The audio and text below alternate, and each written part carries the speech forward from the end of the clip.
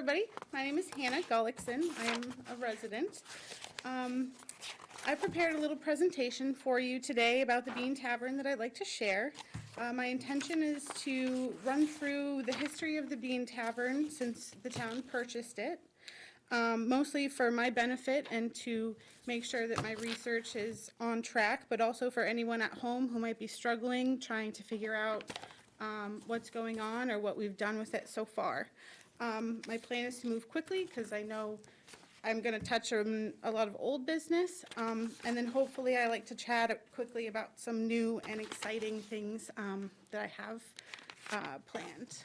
So the first page that I gave you is just for your reference. It's my professional resume. If at any point you'd like to go back and wonder what qualifies me to talk so confidently other than just being a Raymondite, you can go there and you can see my education.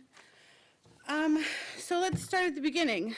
March 9th, 2021, Bean Tavern gets onto the ballot. This, simply put, was just asking the residents if they wanted to keep the Bean Tavern from possible extinction. The Warren article puts $260,000 into a fund to preserve the landmark. Voters said yes. They said buy the property. Yay. Now, I believe that purchase was done with our hearts. As any Raymondite knows, the Bean Tavern is our, seal. But what really wasn't touched upon is our heads when we thought about what are we going to do with it now and how are we going to pay for it, right? So in comes the steering committee. The Bean Tavern Protection Steering Committee charter was put together by the Board of Selectmen to provide recommendations regarding town strategies for the 10 Freetown Road property. Basically, they were developed multiple options to be presented to the Board of Selectmen for public discussion and final decision. So they were off and running. The steering committee met with a gentleman named Steve Bedard from Bedard Preservation and Restoration, who is a contractor who works very closely with the New Hampshire Preservation Alliance. They did a walkthrough of the Bean Tavern in April, and they had the forethought of filming it. If anyone's interested in seeing the YouTube video, you can search Short History and Preservation Inspection of Bean Tavern. It's about an hour long. It's riveting. After I watched it a couple times, two big takeaways I got from it. The first one was that there had been, it had been verified that there are parts of the Bean Tavern that are over 250 years old. They are original, and it's, 1750 we're talking about. Not only does that mean it's historically significant to our town, but it makes it historically significant to anyone who likes history, okay? The second most important thing that I took away from that was that in order to qualify for grants, the property needs a future purpose. Okay, we're talking about asking for like $800,000 to $1 million to get that property up to be something, and no one's going to give us any money if we're just going to leave it as a vacant house on a hill. So the steering committee knew that, and they had a whole meeting about it on June 16th. The meeting minutes run about 58 pages. I only included the first page. And basically, it was just to think of future uses of the Bean Tavern. I won't get into grave detail, but I did want to point out right in the beginning, they did make a suggestion that the town provide a free lease to a restaurateur for 5 to 10 years, conditional on preserving the structure and allowing for a new use. And that, to me, when I read that, means that the town is really looking for a way to not hold the burden of paying for it all, right? I don't think anyone in town's excited about raising their taxes to bring the building back to life, although I would love it. So the Bean Tavern the Bean Tavern Steering Committee then made a report to present to the Board of Selectmen at that time. They made 9 suggestions in a pros and cons fashion. The first two I wanted to point out was to preserve it by having it placed in the town's overlay historic district. And that was to safeguard the architectural history and the construction of it. And then the second one was to preserve the listing by putting it on the state and national register of historic places. Now, the reasoning behind that is similar to the first one about putting it into the overlay historic district, but also to make sure that the property is eligible for preservation grants. Because if you are not on the state or national register of historic places, most big, L-chip grants and stuff, you do not qualify for. So moving on, that was the form that was presented to you last week. I believe handed it over. But that was what that was in reference to, is getting a signature from a legally appointed representative to put that, that on the mark, on the listing. So continuing on, they made a whole bunch of more recommendations. They talked about it turning into a museum, having a place for additional storage to display town of Raymond historical artifacts. They also talked about making it into a meeting place or a historical site, all which had pros and cons, but really didn't go much further than that.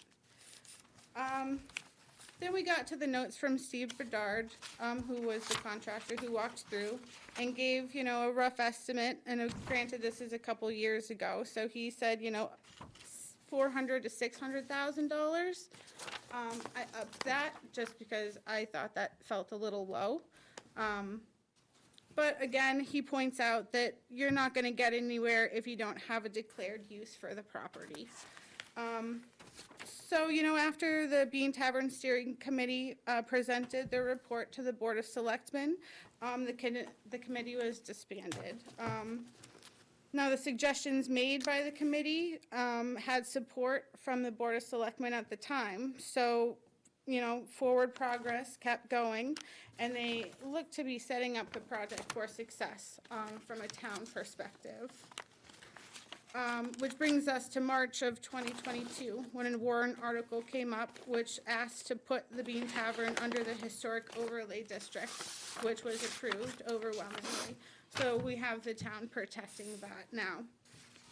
And because of our actions with the New Hampshire Preservation Alliance and doing the walkthrough, we actually got, the Bean was chosen by the Alliance as the 7 to Save, which is a great marketing strategy. It brings highlight to the project. It brings donors to the project. Unfortunately, at that time, we didn't have a project. We just bought the building. So it was kind of exciting. You saw some donations come in, I think. It was a rough to the tune of close to like $4,000. But really, it kind of fizzled out after that.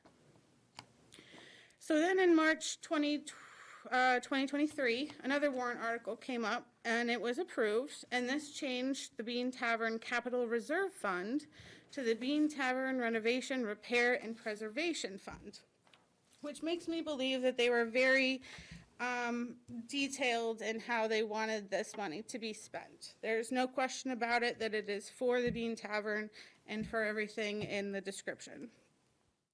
Knowing that this bank account would eventually hold a lot of money, the article also explained how the Board of Selectmen would come to be agents of the fund. You're holding the purse, right? In order to use any of those funds, a letter must be submitted on behalf of one planning board member, one historical committee member, one conservation committee member, and a Raymond resident. This letter would be presented to the Board of Selectmen, and you guys would then vote on releasing those funds, is from what I understand. Now, on this same, voting, there was Article 39 that also passed, which was the establishment of a Heritage Commission. I don't think that commission has actually formed. my assumption, and this is me assuming, is that it was created, the warrant article was created so that the Heritage Commission would be in charge, or the overseers of the Bean Tavern, as it, clearly says that it's to protect community historical resources. And then again, I just to touch upon, right now, there's about, $42,000 sitting in the reserve fund for this project. So that's the old news. That's all the research that I've gotten to as far as how I've understand it, going through all the minutes, going through the walkthrough. And so now, on a personal level, that brings me to my ambitions as a person to own my own business, and specifically a nonprofit.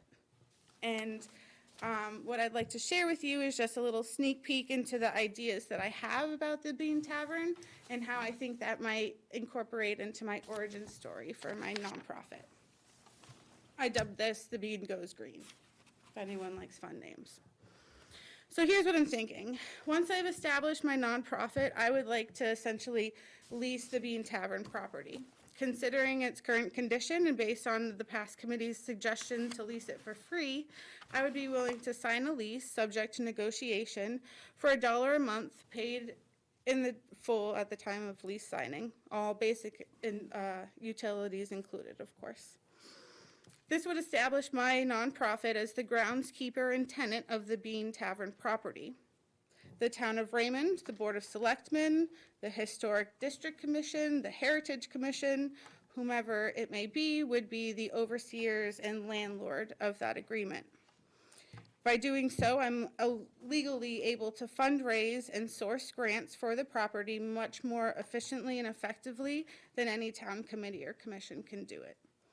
It also still leaves the town as owners and in control of any permanent structures or altercations.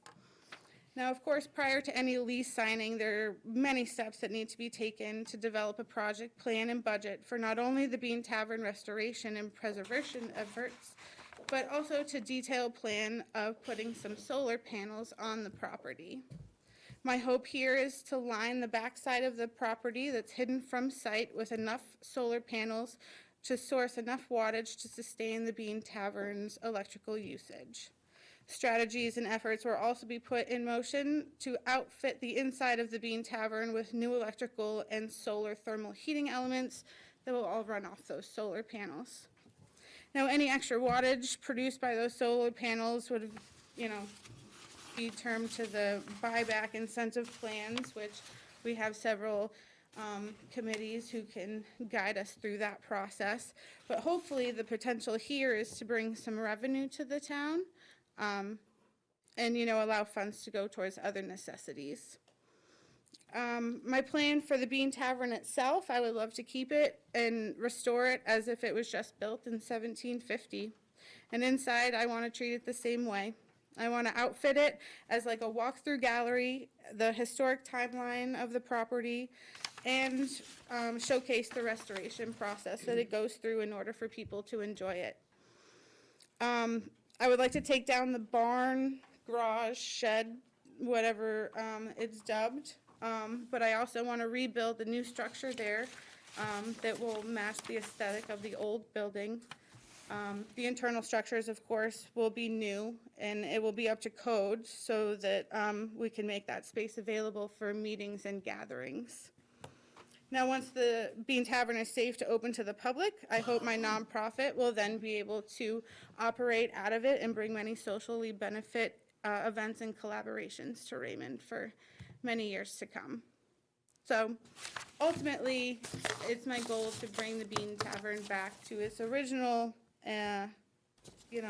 throwback to a nice gathering space for Raymond residents, which is kind of my ultimate goal. So where do we go from here?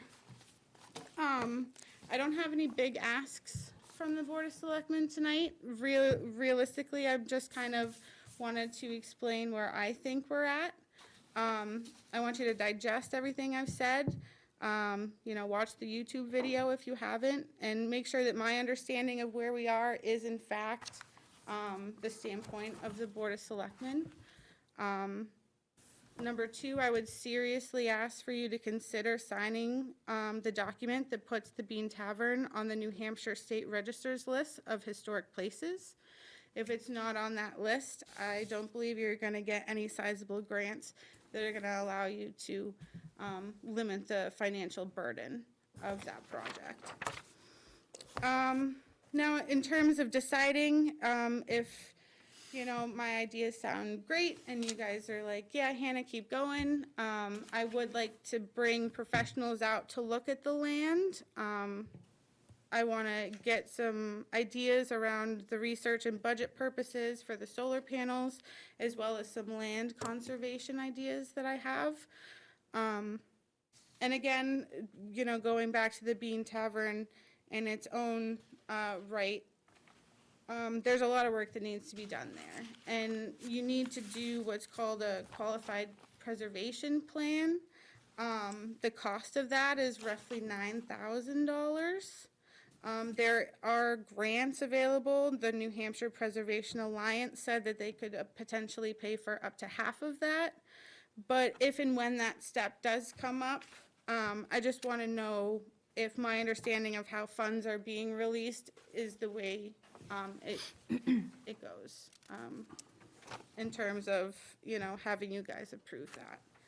And then other than that, if you have any questions in terms of my nonprofit ideas, I'm still working on that. It's not legal at this time, so I would have to request that we would do a non-public conversation around that, but I would be happy to talk more about that as well.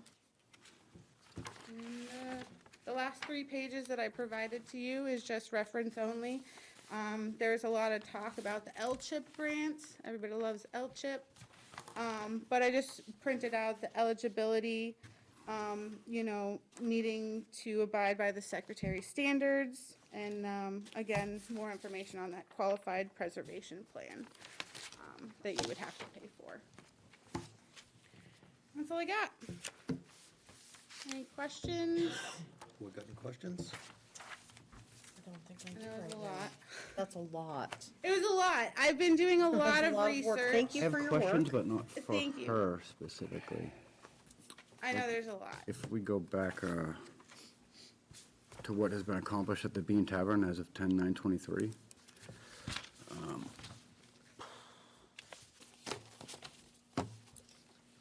April 18th, 2022, it says it was discussed in non-public by the Board of Selectmen.